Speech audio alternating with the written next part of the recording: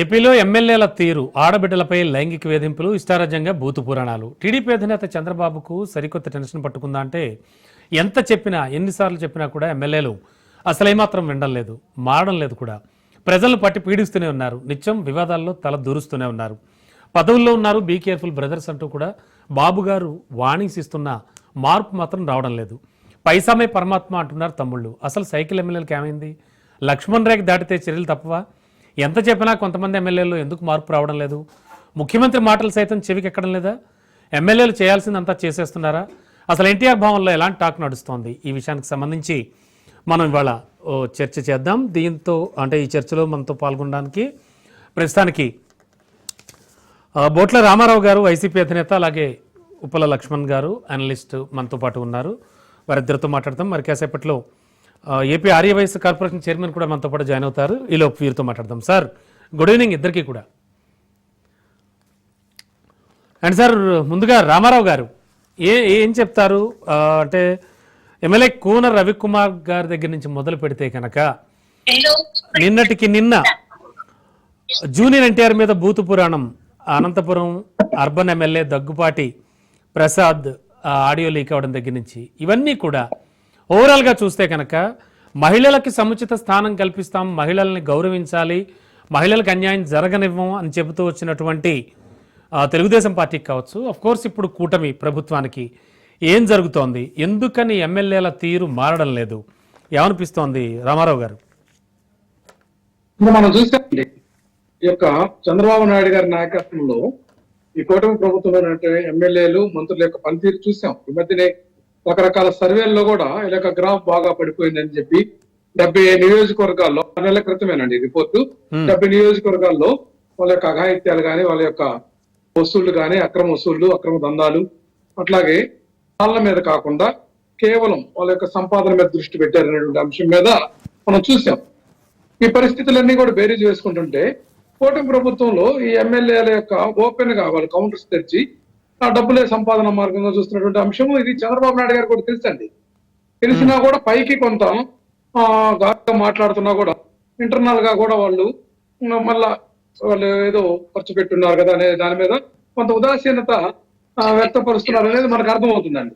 ఈ అంశంలో మొట్టమొదటే కనుక వాళ్ళని కనుక మనం కట్టడి చేసి ఉంటే ఈ పరిస్థితి వచ్చిండేది కాదేమో అనేది కూడా చాలా మంది ఒపీనియన్ ఉంది.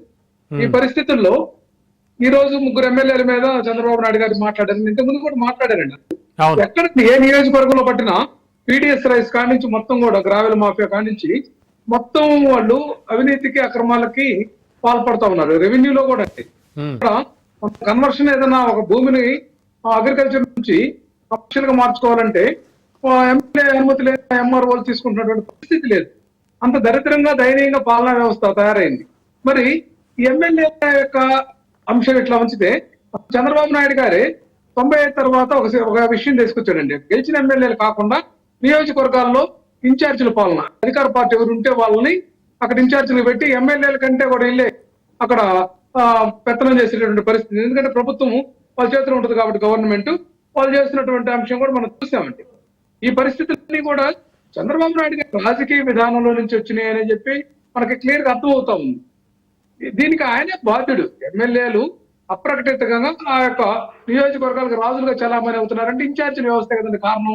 గెలిచినా ఓడినా ప్రభుత్వం వస్తే చాలు, మేమే ఎమ్మెల్యే లేకపోతే మేమే ఆ నియోజకవర్గానికి రాజు మాదిరిగా చలామనేటువంటి అవకాశానికి దాన్ని ప్రవేశపెట్టిందే చంద్రబాబు నాయుడు గారు అండి. ఈ రోజు ఎన్నికల్లో డబ్బులు విపరీతం ఖర్చు పెడుతున్నారు కాబట్టి మళ్ళీ మేము మరలా సంపాదించుకోవాలనేటువంటి ఆలోచన విధానంతో ఇంటర్నల్ గా వాళ్ళు మాట్లాడుకొని ఈ రోజు రాష్ట్రంలో ఎక్కడ పట్టినా ఇక్కడ అవినీతి జరుగుతుందనేది చంద్రబాబు నాయుడు తెలియదండి. వాళ్ళకి ఇంటెలిజెన్స్ ఉంది కదా, పార్టీలో పెద్దలు తెలుసు, కార్యకర్తలు చెప్తుంటారు, పార్టీ సిస్టమ్ ఉంది, ఐవీఆర్ఎస్ సర్వే అనే వాళ్ళు పెట్టుకొని చేస్తూ ఉంటారు, ప్రజల నుంచి ఏం ఫీడ్బ్యాక్ వస్తుంది ఎన్ని తెలిసినా కూడా సంవత్సర కాలం 3 నెలలుగా కామ్గా ఉండి ఇప్పుడు ఇదంతా కూడా ప్రభుత్వం వ్యతిరేకత వస్తుంది. ఇక్కడ పులివెందుల ఎన్నికల్లో కూడా తీవ్రమైనటువంటి అక్రమాలకు ప్రజల నోట్లేని అంటే ఫస్ట్ టైం గెలిచిన ఎమ్మెల్యే రామారావు గారు, ఫస్ట్ టైం గెలిచినటువంటి ఎమ్మెల్యేలుగా గెలిచిన వాళ్ళ ఆగడాలే మితిమీరిపోతున్నాయంటారా? ఎట్లా చూస్తోంది వైసీపీ?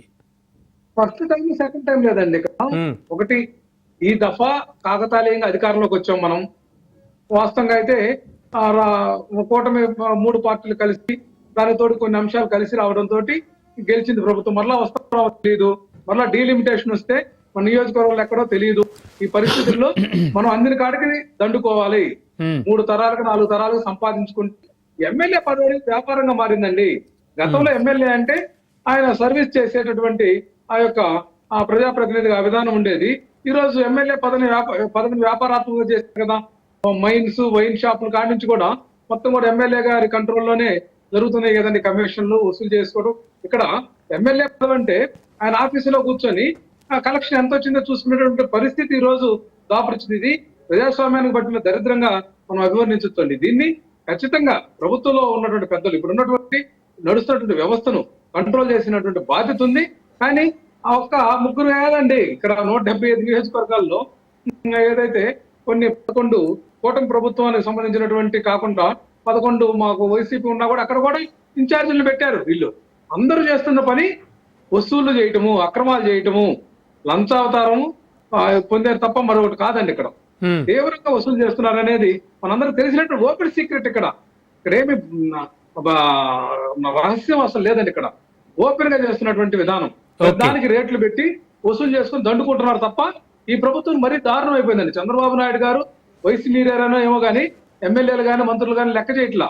దానికి తోడు పక్కనే లోకేష్ ఉన్నాడు కదా, ఆయన మరి ఏం డైరెక్షన్ చేస్తున్నాడో తెలియదు. అప్రకటిత ముఖ్యమంత్రిగా ఆయన కొనసాగుతున్నాడు కదా. ఒకే ఇంట్లో 2 పదవులు ఏంటండి. ఈరోజు చూసాం ఢిల్లీలో కూడా ఎంత దరిద్రం అంటే సీనియర్ మంత్రులు ఏదైతే కేంద్ర మంత్రులుగా ఉన్న వాళ్ళు కూడా రాష్ట్ర మంత్రికి వెళ్ళి ఆయన్ని మర్యాదపూర్వకంగా కలిసి ఆయనకు స్వాగతం పలికారట. ఎక్కడ ఈ ప్రజాస్వామ్యం ఎక్కడ బతుకుద్ది ఈ రాష్ట్రంలో?